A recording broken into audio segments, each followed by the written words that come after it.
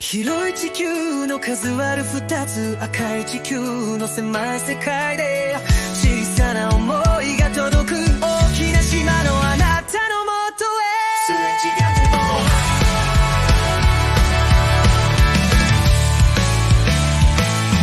あなたと出会い時は流れて思いを重ねたデイルも増える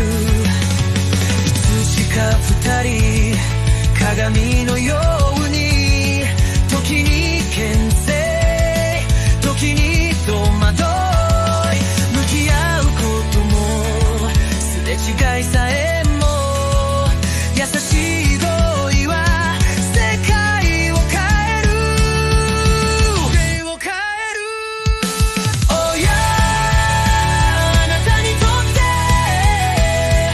強くある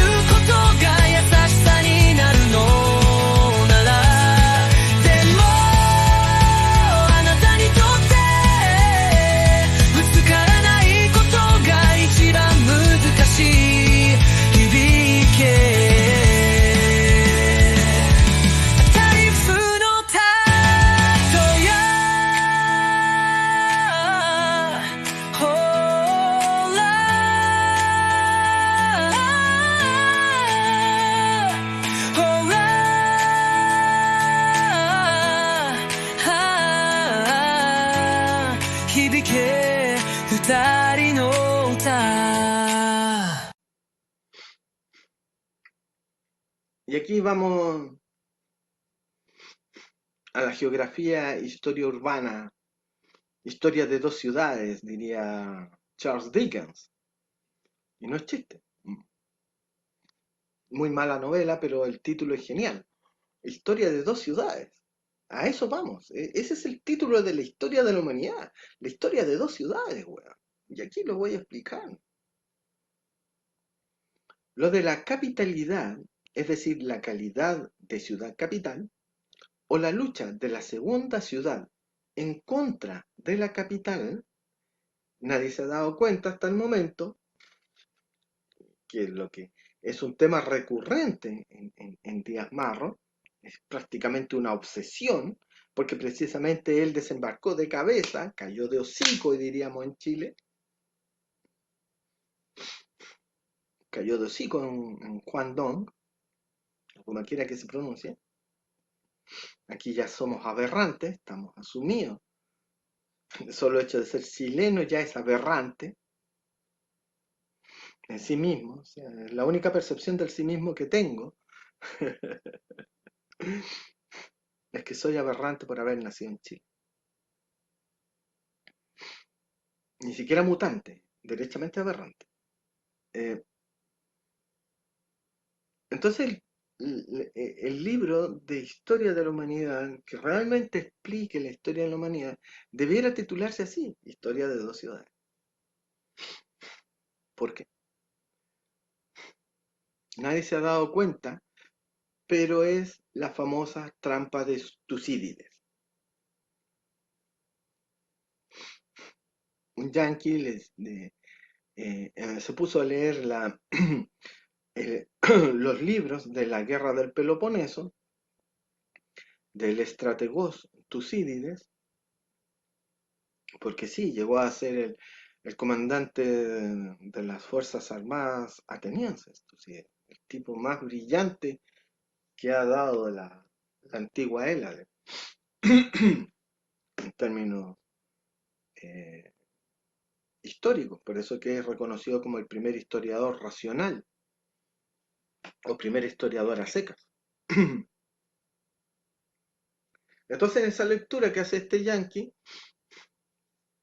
de la guerra del Peloponeso, Peloponeso es la península al sur de Grecia, en donde estaba la ciudad, o polis, la ciudad-estado de Atenas. O sea, no Atenas, aquí, Esparta.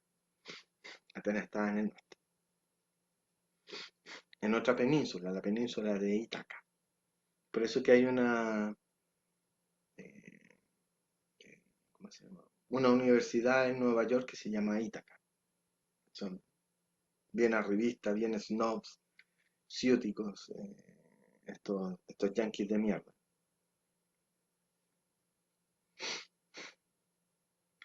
El vulgo olvida, entre millones de cosas, que la idea de nación-estado es una idea moderna. La realidad social, concreta, es siempre la polis. Es por ello que inevitablemente se han superpuesto ambas cosas, migración y ciudad, en esta descripción fenomenológica. La fenomenología la inventó Husserl, pero Ortega la lleva a su plenitud, acerca de las migraciones, porque los nodos usados para referenciarlas, terminan siendo siempre, sí o sí, ineluctablemente, ciudades-estado. Para demostrar ese hecho me remito a los mapas que el mismo Díaz Marro confeccionó, y si es que no lo confeccionó, los copió y pegó de alguien que haya hecho el estudio, de las zonas geográficas de donde vienen los migrantes que han terminado en esas megalópolis. Porque, ojo, son ciudades de más de 10 millones de habitantes.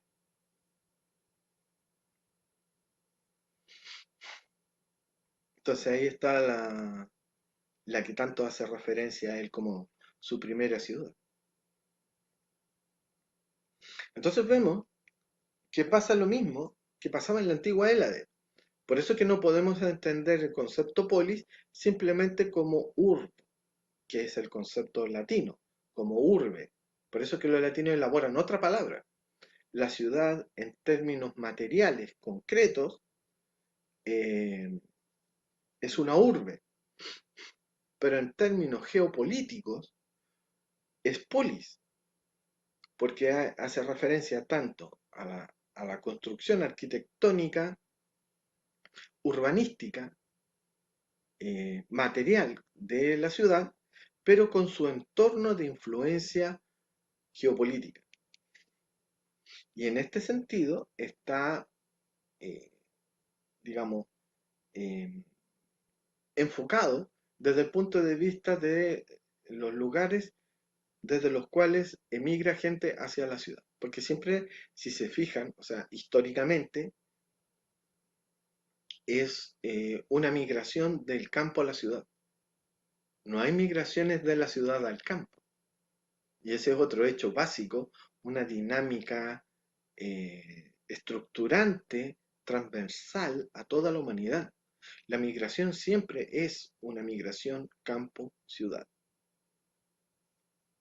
Nunca ciudad-campo.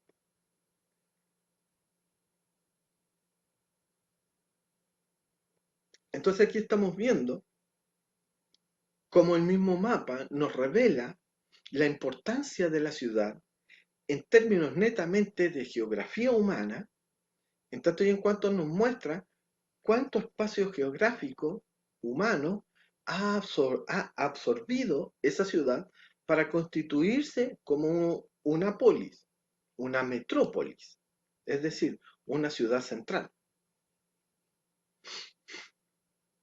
Y vemos que el espacio geográfico del cual ha absorbido población esta ciudad es inferior al de otras megalópolis. Por ejemplo, aquí está Pekín. Y miren cómo Pekín en sí misma ha absorbido toda la población de lo que se conocía como Manchuria. Ahí Díaz Marro en el video aplica una adivinanza, porque la llama Donbai, que es el nombre que tiene actualmente ese, esa área geográfica que engloba 3 provincias. Y que me sonó a Donbass, por simple metonimia del sonido. Porque el Donbass también está en el oriente del país, en este caso la ex Ucrania, porque ya va a dejar de ser, ese territorio ya dejó de ser parte de Ucrania, pero igual estaba al lado derecho del mapa, al este. Entonces, el Donbass y el Donbass, ¿entiendes? Son las regiones orientales que son absorbidas por la gran ciudad, en este caso la capital.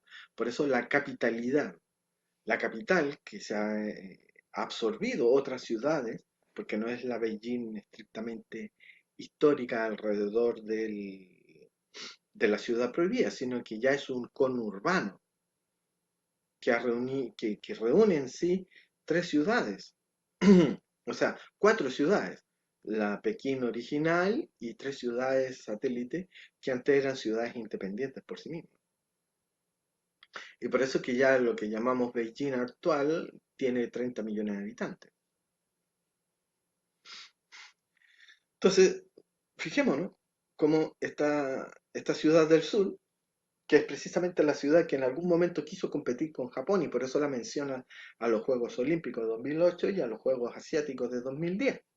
Esta ciudad, que para su conformación absorbió población de estos pequeños territorios del sur, en comparación con Beijing, que absorbió toda la Manchuria, Mongolia interior, incluso parte de la Mongolia independiente, entre comillas, y de estas provincias en el oeste. Eh, Xinjiang, donde queda Urumqi, donde están los uigures. O sea, hasta ahí llega la absorción migratoria del espacio geográfico o la concentración del espacio geográfico y de influencia directa poblacional de la metrópolis con respecto a su esfera de influencia. Entonces, en ese sentido, por eso que yo digo que enfocamos mal China al creerlo un país. Mm, mm. China son varios países adentro compitiendo entre sí. Solo que Beijing, como podemos ver, apreciar el mapa, es el más poderoso, el que ha absorbido más influencia y por lo tanto está en la posición de poder de fuck off, de cállate, hace caso. Porque aquí abajo, por ejemplo, vemos que la segunda ciudad en términos migratorios, poblacionales y de influencia geográfica es Shenzhen, que es la otra ciudad de 30 millones de habitantes, en donde están todas las tecnológicas, la desembocadura del río Pearl, que también es un conurbano de lo que anteriormente eran tres ciudades e incluso ahora está en íntima relación con Hong Kong. Por lo tanto, podríamos decir que son cuatro polis en una, haciendo el verdadero pulso gallito a, a Beijing. Pero Beijing tiene una mayor influencia geográfica, ¿se dan cuenta? Shenzhen es la segunda más grande y hace bien en conservarse en la segunda más grande.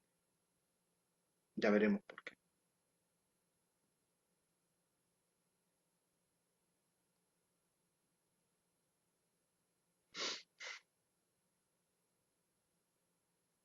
La trampa de Tucídides.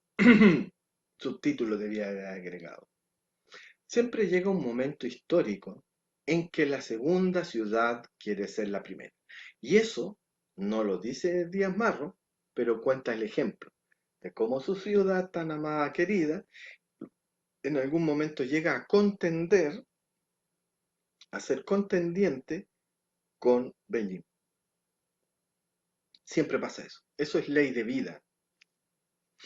Es una dinámica histórica, es una constante cosmológica. ¿Se acuerda cuando hablaba al principio de las constantes cosmológicas? Bueno, ahora vamos a seguir la idea de las constantes cosmológicas hablando de las constantes humanas.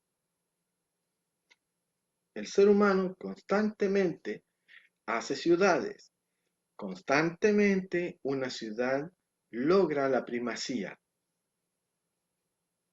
porque sus habitantes son los más inteligentes. Pero hay una segunda ciudad, siempre. O sea, hay varias ciudades, pero una de esas ciudades se establece como la primera, la hegemónica, el hegemón, que palabra que siempre utiliza Díaz Marro, por eso que yo sé que tiene conocimiento de Tucídides.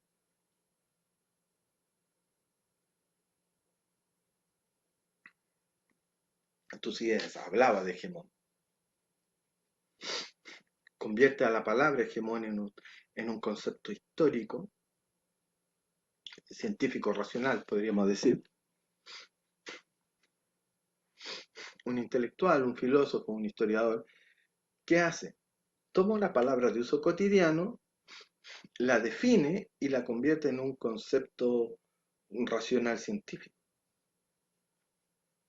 Por eso que los intelectuales estamos constantemente redefiniendo los conceptos para que sean más adecuados a la descripción de la realidad.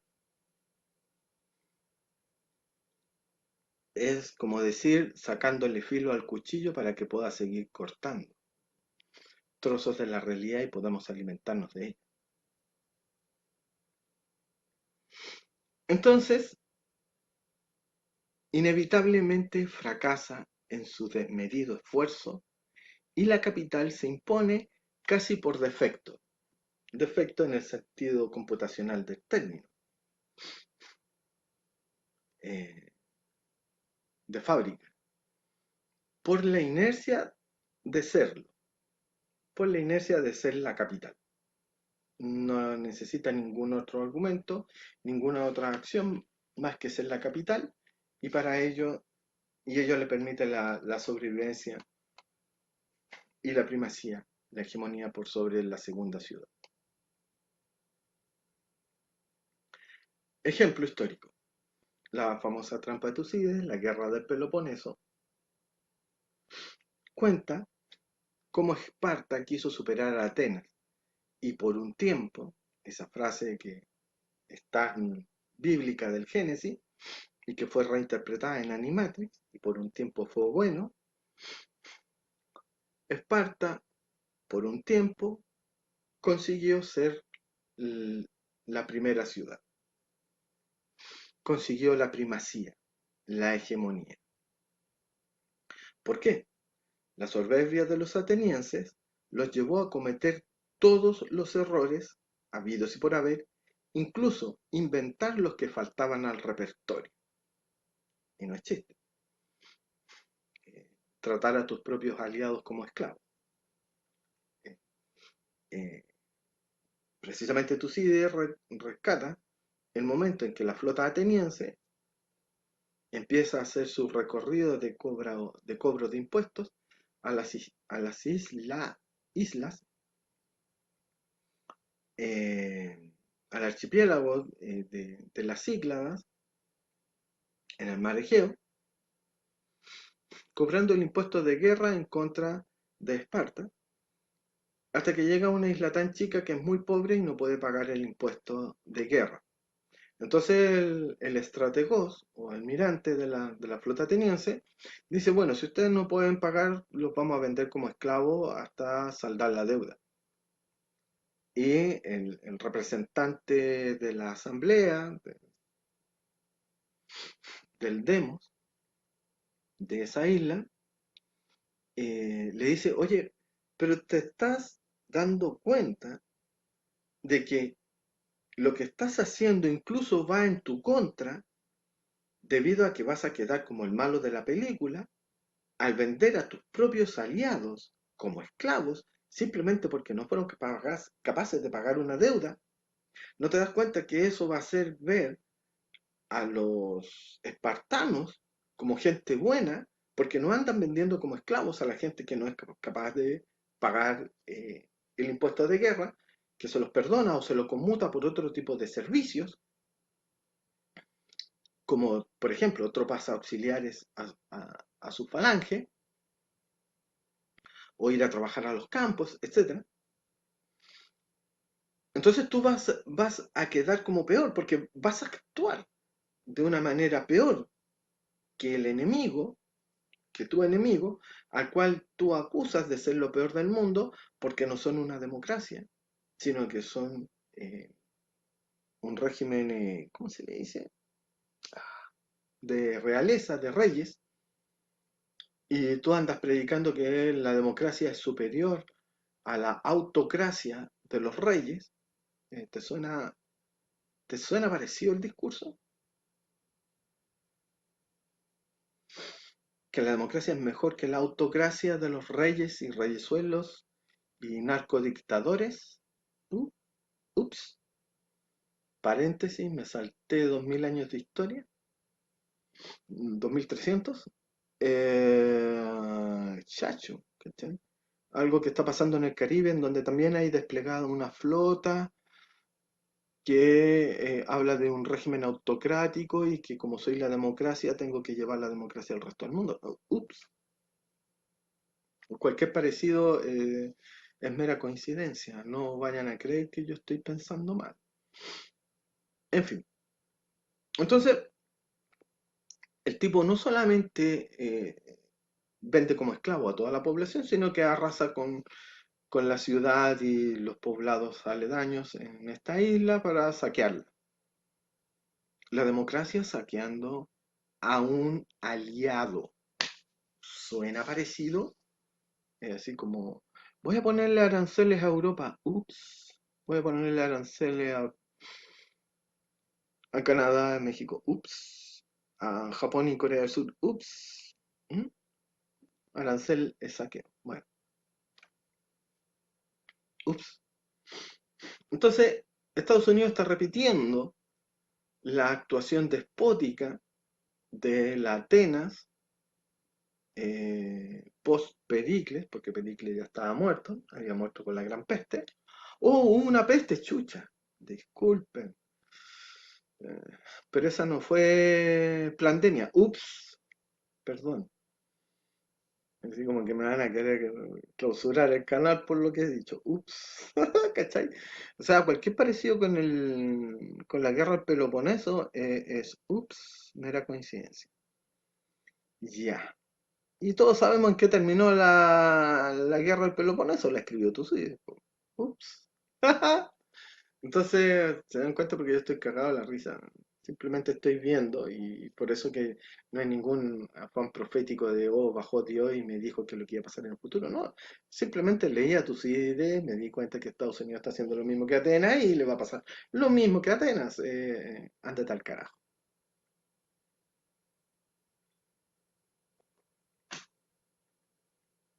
Por lo tanto, la nueva Esparta es China.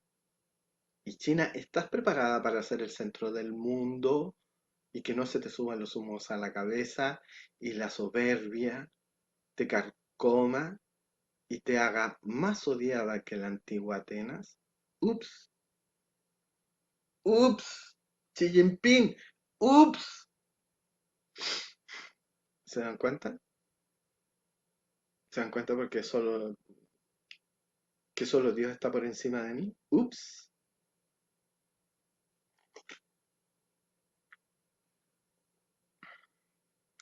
¿Algún canal de geopolítica te ha dicho lo que yo estoy diciendo? Ups. No, ¿por qué? Porque ninguno de ellos es geopolítico. El único geopolítico sobre el planeta soy yo. Punto. Se acabó. No hay discusión. Tucídides. Grande amigo. Grande. Sí, contémoslo. Sí, no, sí, sí, contémoslo. En una de mis vidas pasadas viví en la Atenas de Pericles y post-Pericles.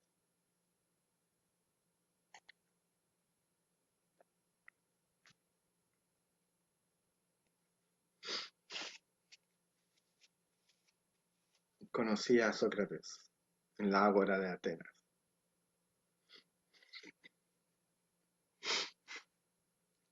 En fin, ¿qué le vamos a hacer?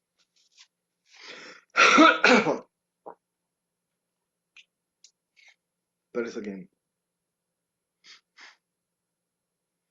la historia de Grecia me conmueve profundamente en el alma.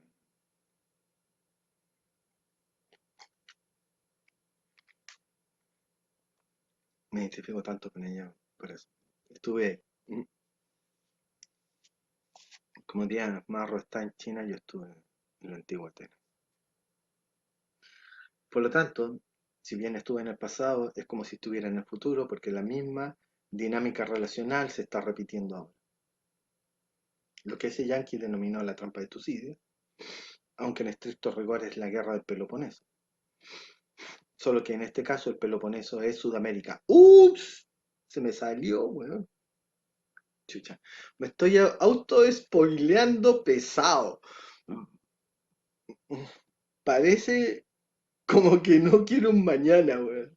Estoy diciéndolo todo. Esparta quiso superar a Atenas y por un tiempo lo consiguió. La soberbia de los atenienses los llevó a cometer todos los errores, incluso inventar los que faltaban en el repertorio. La motivación de Tucídides para escribir la guerra del Peloponeso. Pero Esparta, al ocupar la centralidad de la Hélade, fracasó porque carecía del acostumbramiento a ser el centro del mundo. Los humos se les subieron a la cabeza y pasaron de la frugalidad y la disciplina a la ultracorrupción y codicia infinita, y más allá. Al poco tiempo fueron derrotados por una tercera ciudad, Tebas, ciudad de tercera.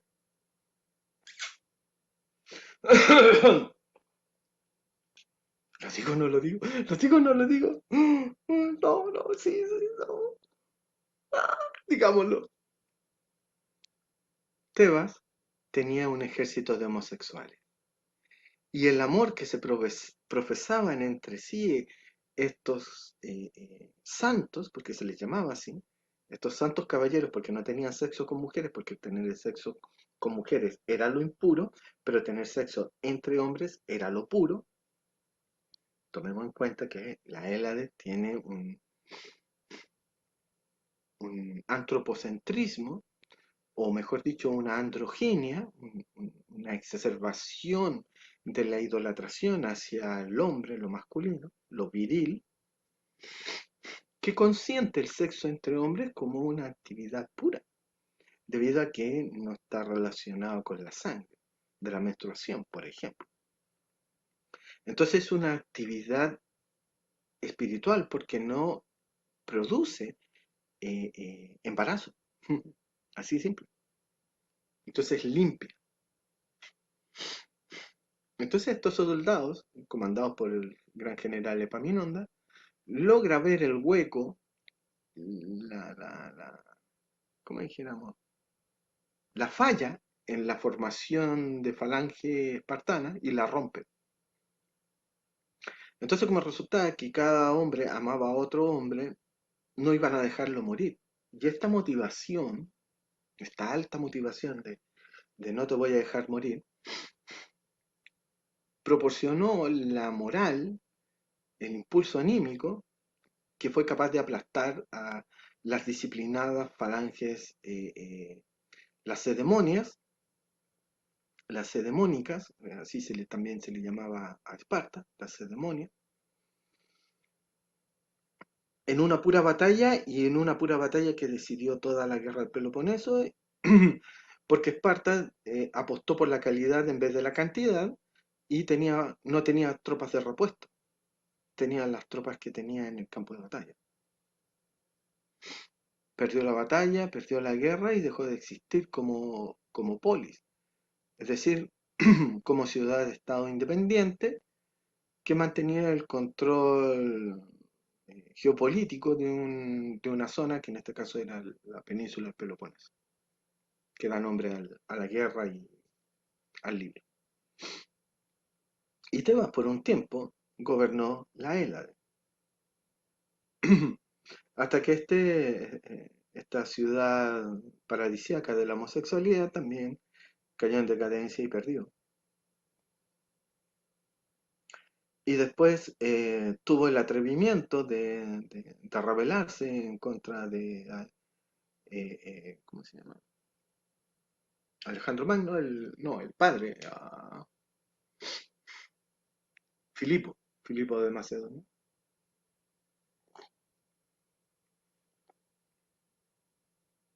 se rebeló y Alejandro Magno la arrasó hasta sus cimientos y no quedó nada, salvo la casa del poeta, los trabajos y los días Hesíodo. Solo respetó la casa del poeta, porque el poeta es la voz de los dioses, de los sagrados, y hay que respetarlo. Todo lo demás lo arrasó, no quedó nada, nada de la antigua Tebas. ¿Para qué decir que sus seres, los hombres fueron asesinados, las mujeres y niños vendidos como esclavos? Obvio. Y así disciplinó a toda la antigua Hélade y constituyó el imperio macedonio.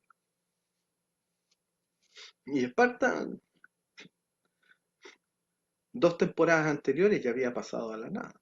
2 temporadas, ni siquiera 2 capítulos, 2 temporadas ya había pasado a la nada.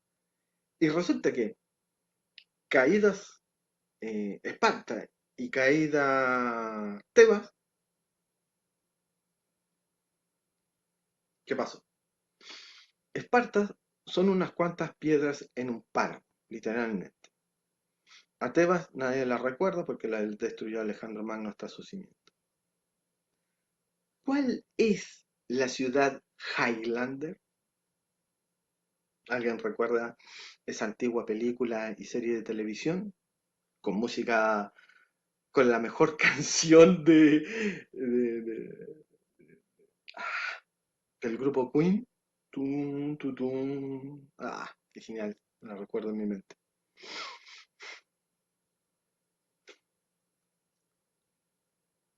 ¿Y por qué me gustó esa película y esa serie? Porque tenía un leitmotiv, un, un lema. Al final solo quedará uno, porque no hay espacio en este mundo para que hayan dos. Al final, Atenas, la gran metrópolis de la Hélade, y que había sido la primera en caer en este juego de tronos, nunca mejor dicho, fue la única que sobrevivió. ¿Por qué? Por el concepto de capitalidad, por el hecho de ser la capital de la Hélade, no la capital política, la capital cultural. Por lo tanto, es mejor ser la capital cultural que la capital efectiva geopolítica. Y es por ello que las capitales tienen como acierto erigirse como la capital cultural de la nación, país, estado, como quieras llamarlo. Por eso que Beijing 2008, Juegos Olímpicos, el mundo ha encontrado su ombligo. Porque eso es el significado de Rapa Nui, o el ombligo del mundo. Todos los pueblos se ven a sí mismos como el centro del mundo, y China no es la excepción. Solo para una concepción moderna, es decir, desacralizada, uno se da cuenta que no es el centro del mundo. Pero para quien vive en la sacralidad, por eso ya decíamos, se autopercibe como el centro del mundo. Y China conserva ese aspecto, esa autopercepción de ser el centro del mundo.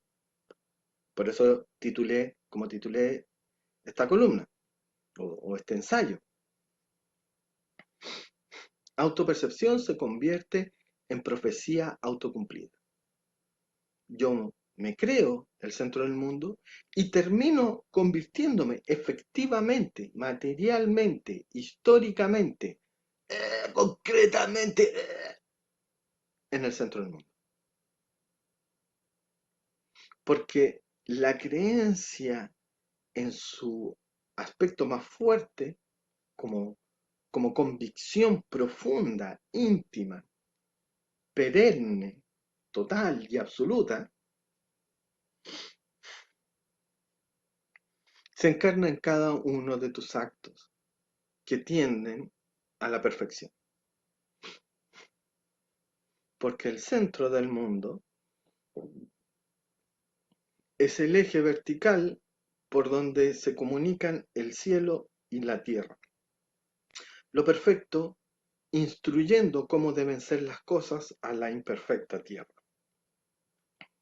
Y manteniendo al submundo de lo imperfecto, de lo monstruoso, de lo caótico, aplastado como olla a presión siempre dispuesta a reventar. Vean la película de Suzume, magnífica en ese aspecto. Cómo no somos más que una isla flotante encima de las fuerzas caóticas, catónicas, nunca mejor dicho. Y como esta pareja de Suzume con el cabro que cierran las puertas evitan los terremotos, que la manifestación de los demonios infernales, de submundo,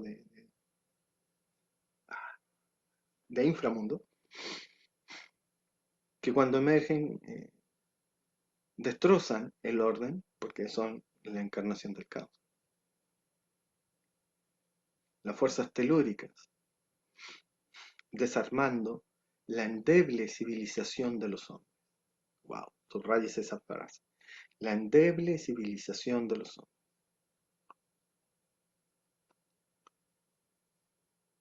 Al final solo quedará una. Y por eso que me gustó, o sea, enlazo la serie de películas Highlander porque están peleando las ciudades como si fueran inmortales, pero en el fondo solo hay un inmortal. Así que ¿para qué andamos con hueá? Atenas. Atenas es la única sociedad que logró a través de la historia convertirse en la transversalidad geográfica de esas variantes históricas que han sucedido a través de 2400 años. Desde que Temístocles derrotó en la batalla de Salamina al emperador Jerjes, en que una democracia, la primera democracia del mundo, derrotó gracias a la talasocracia, el poder del mar, el poder de la marina, al imperio universal del momento, que ese era el imperio persa. Por eso que cuando hablan de geopolítica no tienen idea de nada. Es por ello que lo primero que se debe entender de China es el marco conceptual con el que se debe acercarse a ella. Yo, sin ir a respirar su aire, sé cómo huele, cómo se siente, cómo se oye. Un barullo de 1000 demonios corriendo de oportunidad de negocios tras oportunidad de negocios. Si pestañeas, pierdes. Cito de comillas las propias palabras de Díaz Marro. Si pestañeas, pierdes, era la ley de las polis de Jonia, más conocidas por los filósofos que nos heredaron: Mileto, Éfeso, Samos, Elea, olvidando que antes de Tales, Heráclito, Pitágoras y Parménides eran puertos indecentes, llenos de contrabando, mafias, taúres, esclavas sexuales, como la ciudad que enciende la saudade de Adrián, Barcelona.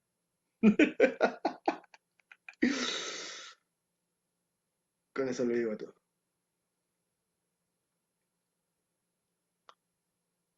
El demos, lo que llamamos demos ahora, actualmente, era un caos con pata, un hervidero, un bullicio. Bueno, es que doy por sabido que vieron el video en donde hablé de Joni. Todas estas ciudades son costeras, son todos puertos. Yo nací, vivo en un puerto, Valparaíso. Por lo tanto, sé de qué se trata. A un puerto llega gente de todo el mundo. Y estos puertos en las costas de lo que hoy llamamos Turquía, llegaba gente de todo el mundo. Llegaban griegos de Chipre, Siria, actual Líbano, ¿cómo se llama? Egipto, pero también llegaban del Mar Negro, de la misma Persia, porque Persia en ese momento no había tomado el control de la península de Anatolia, lo que llamamos, como geográficamente se llama Turquía, la península de Anatolia, Y estas ciudades eran libres, eran independientes, eran colonias de otras metrópolis eh, griegas, principalmente de Atenas. Grecia también era un hervidero comercial y manufacturero, hacían buena cerámica. Por eso digo que lo primero y más importante para poder aproximarse a China es tener claro que no es un país, ni un estado, ni nada de esas cosas. China es una civilización, ¿entiendas? China no es un país, es una civilización entera y por sí misma. Para entenderla es indispensable tener una mente lo suficientemente ampliada para que una civilización entera quepa en ella. Muy pocos seres humanos tienen tal capacidad mental. Un 2% siendo optimistas. La Hélade también se constituyó tras varias oleadas migratorias. También los dialectos eran infernales, a tal punto que es clásica la referencia homérica acerca de cómo se diferenciaban micénicos y troyanos por la pronunciación de trigo. Eso permitía reconocer a los prisioneros de guerra, diferenciarlos de las propias tropas y darles sepultura. Cada polis tenía un dialecto que era odiado por el resto de las polis. Especial era el odio entre las polis costeras versus las interiores, ejemplificado en la guerra Peloponeso. Atenas, ciudad costera; Esparta, ciudad del interior. Siempre la diferencia entre un puerto y una ciudad del interior es que el puerto está adelantado o va en la vanguardia del tiempo, como dije, y la ciudad del interior está atrasada 1, 2, hasta 5 décadas, con facilidad. Y eso lo percibí claramente cuando viví en Vicuña, que es una ciudad interior, percibiendo atmosféricamente el retraso cultural que se vivía en esa ciudad con respecto a lo que se vivía acá cotidianamente en la calle de Valparaíso. Por eso que siempre fui percibido por los nativos vicuñenses como un extranjero. Y nunca me quisieron. Y por eso me terminaron echando bajo amenazas de apremios ilegítimos, de los cuales la autoridad oficial, los carabineros, no pudieron defenderme porque dijeron son simplemente amenazas. Nosotros podemos actuar, pero si hay un hecho. Y no iba a exponer la salud física de mi esposa por ello. Tuvimos que largarnos, literalmente largarnos de la ciudad. Una mafia había, había sido encargada por el alcalde de esa época para echarnos de la ciudad, hasta que nos echó. Aunque en realidad no es una ciudad, sino que es un pueblo, pero tiene rango de ciudad.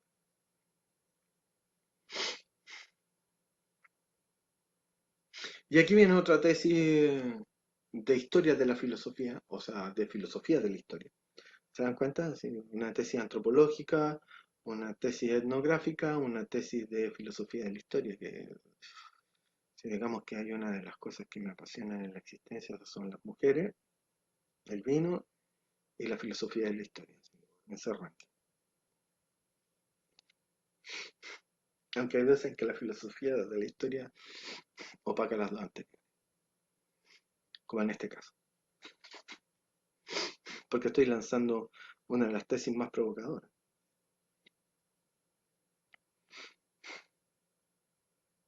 Toynbee rozó esta idea.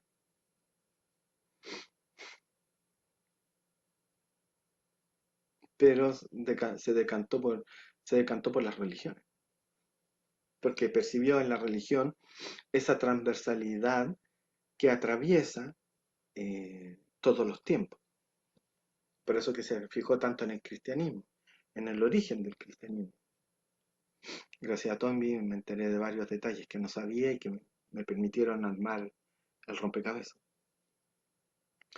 Como la competencia del cristianismo primitivo, junto la convivencia y la competencia del cristianismo primitivo con el mitraísmo y el budismo. Y eso me permitió entender por qué hay ideas cristianas, en la Biblia, en los evangelios sobre todo, que tienen un correlato en el budismo. Y dije, claro, estos cristianos conocieron a los budistas porque había budistas en la antigua Hélade. O sea, no en la antigua Hélade, sino que en la Alejandría. En la Alejandría helenística. Entonces, claro, si tú estás proclamando un credo y ves que al lado hay otro credo y que tiene mejores ideas que las tuyas, vas y copias las ideas, las cooptas, porque no solamente copiarlas, sino que es copiarlas, darle un giro, manipularlas, para que terminen significando otra cosa, distinta a la original, pero que sirva a tus propios propósitos.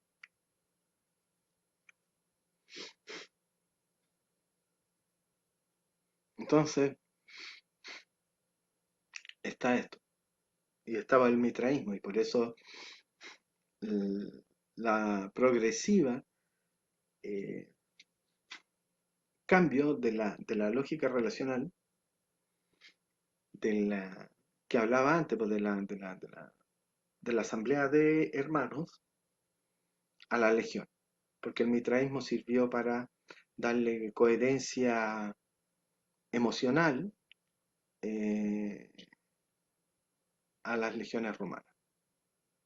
Entonces, por eso que la, la religión clásica greco-latina no daba solución a los problemas del Imperio Romano, y el Imperio Romano tenía que tomar subsidiariamente distintos credos para darle sentido a la vida de sus distintas capas sociales, más que capas sociales, aspectos de la vida. Por eso que Isis estaba muy involucrada como madre en el mantenimiento del orden del hogar, por así decirlo. El mitraísmo le servía para el mantenimiento del orden en las legiones romanas. Y el cristianismo le sirvió para mantener el orden en los esclavos y los libertos. Pero resulta que no había un relato que unificara todos los aspectos de la vida. Entonces iba teniendo que utilizar parches, en el sentido estrictamente cibernético o computacional, informático. Parchaba el sistema que se caía a pedazos de la religión clásica grecorromana con estos nuevos parches o adquisiciones, aplicaciones podríamos decirlo, específicas para los esclavos, para el ejército, para las madres. Pero entre sí empezaban a chocar por sus incompatibilidades. O sea, ¿a quién no se le echa a perder el sistema operativo cuando le estás poniendo aplicaciones que entran en conflicto entre sí? Porque quieren tener el dominio de todo. Porque son aplicaciones pirañas. Entonces resultó que el cristianismo resultó ser más piraña que todas las demás pirañas y se las devoró así y devoró al mismo Estado. A tal punto que es lo único que permaneció tras la caída del Imperio Romano. Y algunos estúpidos, como Nietzsche, le echan la culpa al cristianismo de haber sido el topo que derribó desde dentro el sistema llamado Imperio Romano, cuando en realidad es el parche que permitió que el sistema operativo llamado Imperio Romano sobreviviese 3 siglos más de los que debió haber sobrevivido en estricto rigor. En estricto rigor, el Imperio Romano debió haber dejado de existir después de Trajano, a lo más después de Marco Aurelio. En ese momento debe haber dejado de existir el Imperio Romano. Muere Marco Aurelio, el emperador filósofo, cumpliendo el ideal platónico de que el rey debe ser el filósofo. Entonces, como la realidad sigue al relato, 5 siglos antes, eh, eh, Platón en la República llega a la conclusión lógica de que el hombre más sabio, es decir, el filósofo, debe ser el rey. El Imperio Romano llega a tener como emperador al hombre más sabio de su época, literalmente, el filósofo Marco Aurelio, pero aún así no fue capaz de sobrevivir, porque después viene como. Entonces, en ese momento debe haber fracasado completamente. Pero resulta que en la base, entre el sistema operativo y el lenguaje máquina, usando el símil computacional, había un DOS llamado cristianismo que estaba empezando a cuajar y hacer que la sociedad funcionase. Y eso fue lo que mantuvo al Imperio Romano 2 a 3 siglos más funcionando, hasta el 470. Entonces, al contrario de lo que dice el sifilítico Nietzsche, que no tiene pico idea de nada, o sea, rozó la realidad, elaboró un par de paradojas y para de contar. El cristianismo no fue lo que mató al Imperio Romano, sino que le dio respiración boca a boca, lo mantuvo vivo, aunque tuviese muerte cerebral. Fue su máquina de respiración artificial. Lejos de ser el opio del pueblo, la religión es el sistema operativo que permite la funcionalidad de una sociedad y la existencia de una civilización. Es por ello que Michelides dice que la religión sobrevive aún en una sociedad desacralizada como esquema fundacional o esquema operativo de su organización política. Y por eso que en varios textos enuncia la idea de que el comunismo no es más que la desacralización del cristianismo. En tanto y en cuanto, cito textual porque me aprendí la palabra ultra compleja, la función soteriológica del Mesías individual la traslada al grupo social o la clase social del proletariado. En otras palabras, la función salvadora de Jesús la diluye en el cuerpo social llamado proletariado. Cada uno de los proletariados es un pequeño Cristo que viene a salvar al mundo de los demoníacos empresarios. Entonces, ¿qué es lo que hizo Marx? Dividió la cualidad individual del Mesías en un grupo.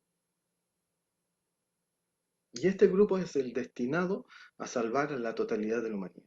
Incluso los pecadores empresarios que se arrepientan de ser pecadores y empiecen a ser empresarios del pueblo o empresarios del reino de los cielos en la tierra. ¿Recuerdan la imagen de más arriba? Cuando decía que esta imagen es traer el cielo reflejado en el agua a la tierra. Los chinos se ven a sí mismos como los salvadores de la humanidad, porque son los encargados de hacer cada día más parecida a la tierra al cielo. Y es por ello que han adoptado, sin darse la menor cuenta, el relato desacralizado del mesianismo mediterráneo asiático, que es lo que hizo Carlitos Marx al elaborar su teoría del proletariado como los salvadores de la humanidad.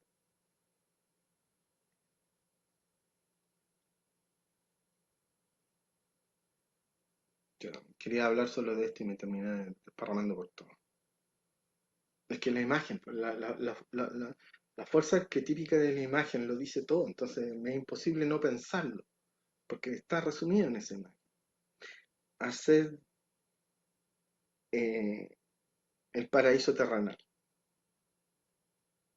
solo que desde un punto de vista desacralizado, sin reconocer que es una que es una estructura profunda de la psique humana, porque tiene otro relato, pero la consecuencia es la misma. Y por eso que el relato marxista, comunista, le fue tan propicio para, ¿cómo dijéramos? Para no tener culpa al manifestar su verdadero y profundo ser, al manifestar su profunda vocación, su vocación, de estar llamado a ser los, y de hecho se perciben a sí mismos, ¿cómo se dice? Ah, esta parábola del Evangelio del buen samaritano. O sea, los chinos se autoperciben como los buenos samaritanos. Estamos llevando civilización a África, a los pueblos pobres, que siempre han sido explotados por los occidentales. Le estamos llevando carreteras, trenes, puertos, Wi-Fi, 5G, créditos blandos. Hemos perdonado créditos a estos pueblos pauperizados durante siglos por las potencias imperialistas occidentales. Hemos hecho lo que no ha hecho Occidente. Somos buenos. Hacemos comercio, sacamos nuestra tajada, pero en justa lid, en justo intercambio. Intercambio equivalente. Full Metal, Full Metal Chemis Brotherhood. Intercambio equivalente. ¿Qué es lo que no ha hecho Occidente? Porque Occidente simplemente ha explotado y asesinado. Nosotros no estamos asesinando a nadie, no invadimos a nadie, es un discurso. ¿Eh? Entonces es el discurso del buen samaritano. Los chinos, sin saberlo, sin querer reconocerlo, porque imagino que en algún chino dentro de los 1.500 millones que hay, habrá alguno que habrá leído a Michel y habrá alguno que habrá llegado a estas mismas conclusiones. Los chinos son los verdaderos y realmente cristianos, pero jamás lo van a reconocer porque evidentemente tienen esa versión desacralizada del cristianismo que es el comunismo. Michel Carlitos Marx. Carlitos Marx desacraliza el cristianismo y Messias Eliade se da cuenta que Carlitos Marx desacralizó el cristianismo. Y yo me doy cuenta que China está queriendo ser el paraíso en la tierra. Y se está comportando como los buenos samaritanos. Entonces, frente al tío malo, prepotente, violador, genocida de Estados Unidos, el tío Sam, China se está presentando como el escudo. Pero ese discurso tiene un gran hueco argumental. ¿Por qué no defiende a Gaza? Todo discurso siempre tiene un hueco por el cual poner un cartucho de dinamita y volarlo. Por eso que es mejor no tener religión y tener un discurso desacralizado, porque así no te pueden esgrimir una razón ético-moral en tu contra. Porque ¿de qué moral me estáis hablando si yo soy ateo?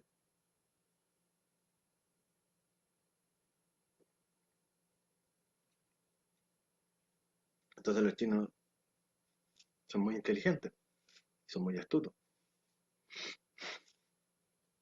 tienen la coartada perfecta. Voilà, eureka.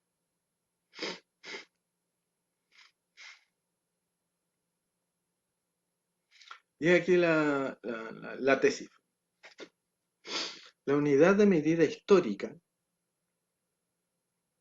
la unidad de medida, el kilo, el gramo en realidad, el gramo, el metro, el segundo, el centímetro cúbico. La unidad de medida histórica no es la ciudad, ni el país, ni la nación, es la civilización. Cuando estudiamos historia, ¿qué estudiamos? Estudiamos la historia de una civilización, la civilización greco-latina, mediterránea, por ejemplo. ¿Se entiende? Y dentro de esto están los subcapítulos, los subsistemas. Todo lo anteriormente nombrado son solo nudos de la red. La red es la estructura operativa. Neologismo que acabo de inventar. La civilización es lo verdaderamente existente porque es la única estructura autosustentable, autocontenida, discreta, como dicen los físicos atómicos. Unidades discretas son electrón, protón, neutrón, porque se están sustentadas en sí mismas y su combinación hace el resto de las estructuras, llamadas elementos atómicos. La raíz, el tronco, la rama, la hoja, la flor, el fruto, no son realidades autosustentables. Solo el sistema llamado árbol es autosustentable. Y es el sistema el que da vida a las partes y no las partes al sistema. Preeminencia, de qué va primero, qué va después. Y por eso que las ciudades pueden prosperar, pueden decaer, pueden dejar de existir, pero la civilización no deja de existir, en este caso la civilización china. Se ha dicho de paso. El árbol al que nos invita a encaramarnos el Marco Polo del siglo XXI, la botánica lo llamó China. Esta descripción botánica me recordó a Ortega y Gasset cuando decía que el ser humano es un tipo de planta que camina, va donde le dan más agüita.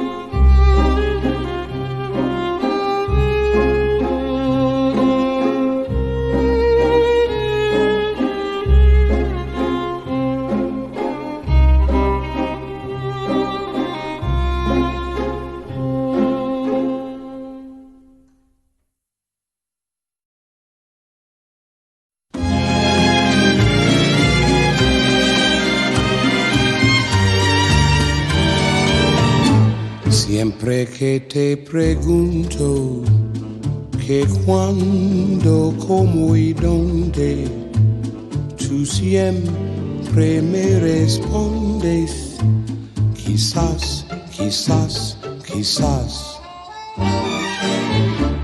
Y así pasan los días y yo desesperado y tú contestando, quizás, quizás, quizás. Estás perdiendo el tiempo pensando, pensando por lo que más tú quieras. ¿Hasta cuándo? ¿Hasta cuándo? Y así pasan los días y yo desesperado y tú contestando, quizás, quizás, quizás.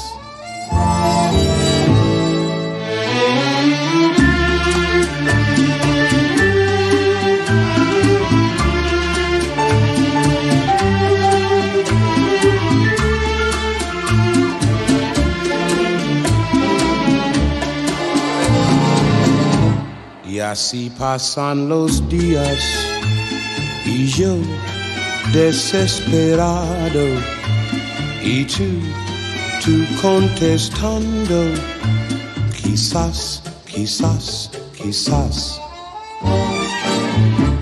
Estás perdiendo el tiempo pensando, pensando por lo que más tú quieras. ¿Hasta cuándo? ¿Hasta cuándo? Y así pasan los días y yo desesperado y tú contestando, quizás, quizás, quizás, quizás, quizás, quizás, quizás, quizás, quizás.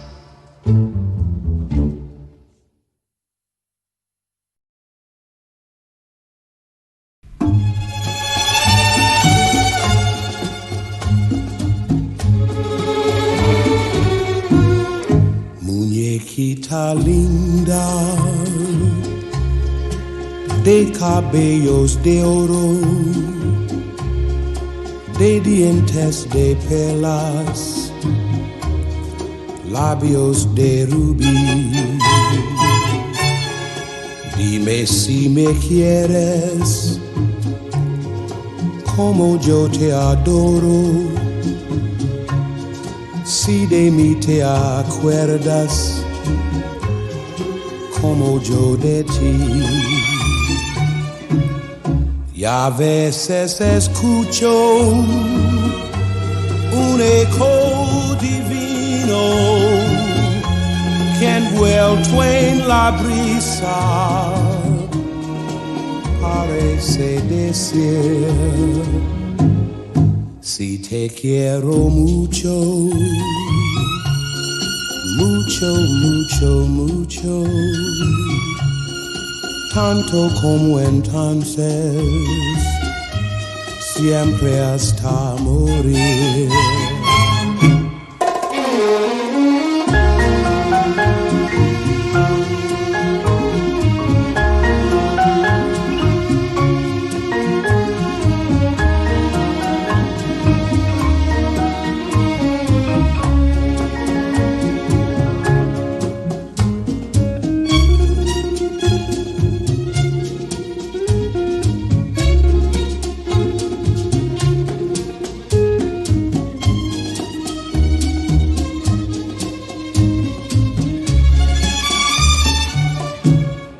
Y a veces escucho un eco divino que envuelto en la brisa parece decir: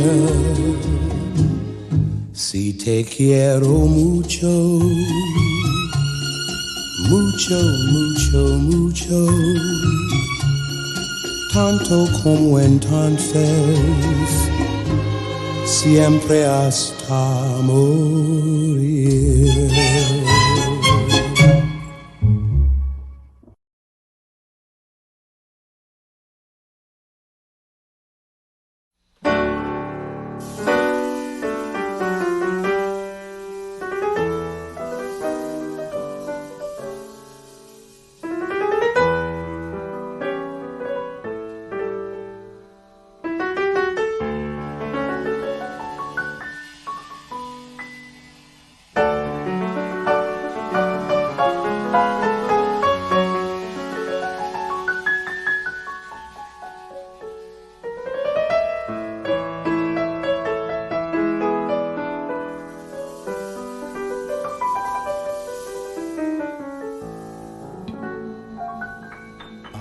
Aquellos ojos verdes de mirada serena dejaron en mi alma eterna fe de amar, anhelo de caricia, de besos y ternura, de todas las dulzuras que han podido brindar aquellos ojos verdes, sereno como un lago, quietas aguas, un día me miré, no saben la tristeza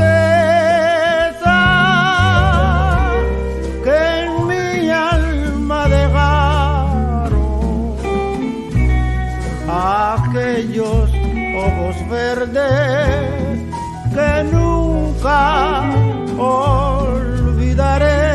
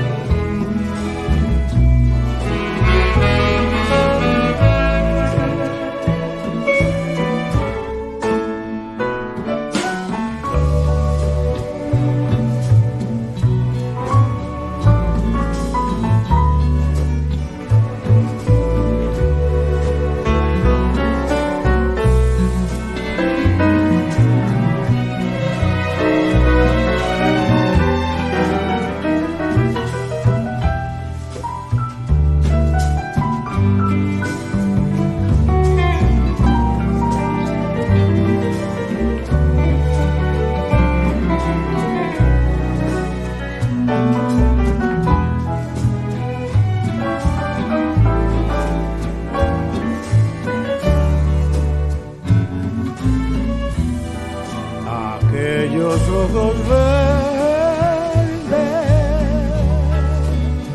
sereno como un lago, en cuya quietas aguas un día me miré,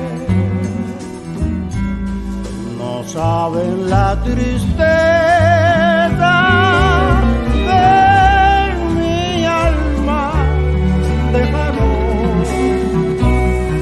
aquellos ojos verdes que nunca olvidaré.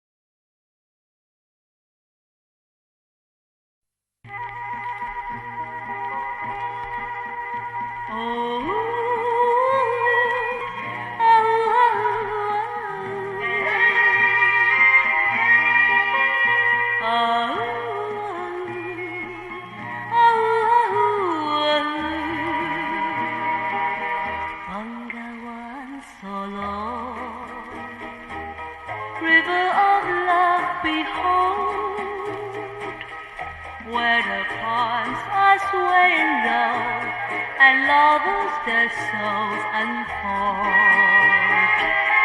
On the one solo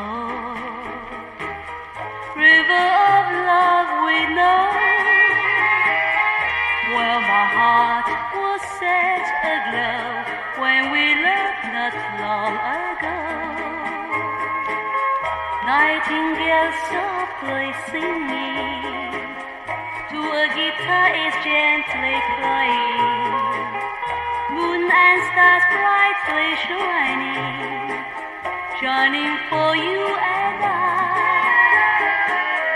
In that moment divine, you whispered you were mine, and you vowed we'll never part, down by the river of love.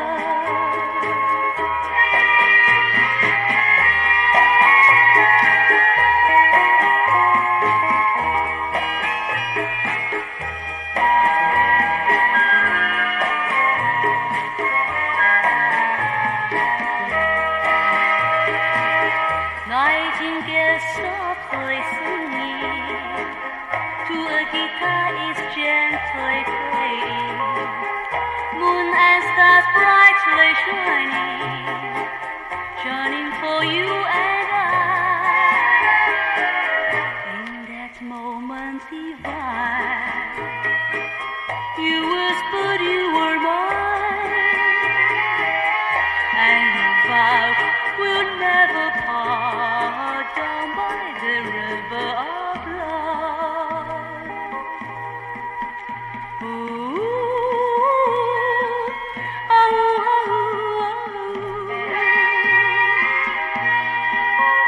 oh, oh,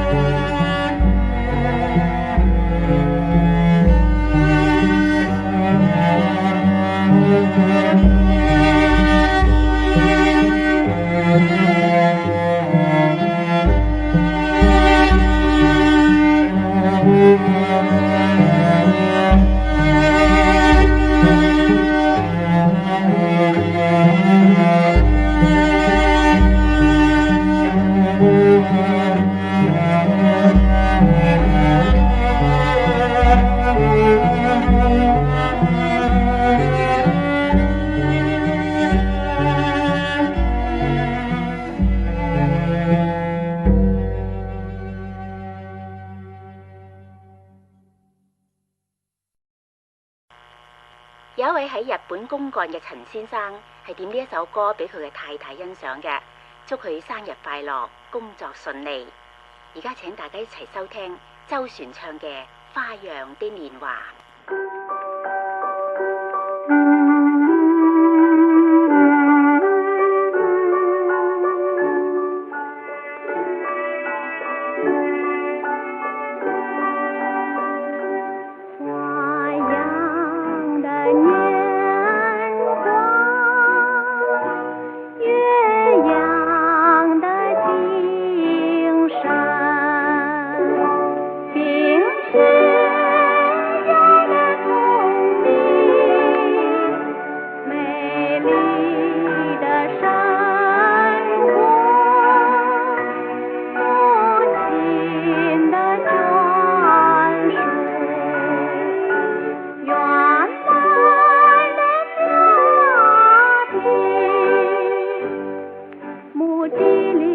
这